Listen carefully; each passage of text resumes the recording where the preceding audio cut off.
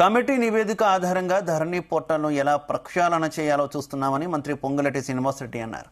2020 ROR చట్టంలో లోపాలు సరిచేసి 2024 ఆర్ఓఆర్ చట్టం తెస్తున్నట్టు చెప్పారు. ధరణి కొత్త యాప్, కొత్త చట్టం సామాన్య ప్రజలకు చాలా ఉపయోగపడుతుందన్నారు మంత్రి పొంగులేటి. ధరణిలో 33 మాడ్యూల్స్ ఉన్నాయని వాటిని తగ్గిస్తామన్నారు. సంబంధించిన సబ్ రిజిస్ట్రార్ ఆఫీసులను కూడా గతంలో చెప్పిన విధంగా ఇప్పటికే కొన్ని ఐడెంటిఫై చేశాం.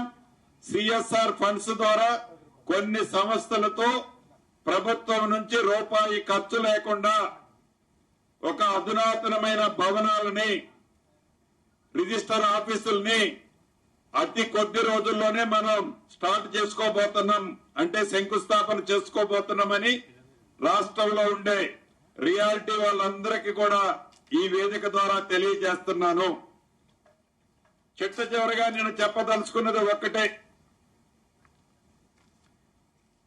ఒక సామాన్యుడు, ఒక గ్రామీణ ప్రాంతంలో ఉండే ఒక పేదవాడు తను ఒక ఓటు ద్వారా తెలంగాణ రాష్ట్రంలో మార్పు తీసుకొస్తే ఈ మార్పు ఫలితాలు ఆనాడు 10 సంవత్సరాలు పరిపాలించిన ప్రభుత్వం ఏదైతే పరిపాలించిందో దానిని మరిపించే విధంగా ఈనాడు గౌరవ ముఖ్యమంత్రి రేవంత్ రెడ్డి గారి నాయకత్వంలోని ఈ ప్రభుత్వం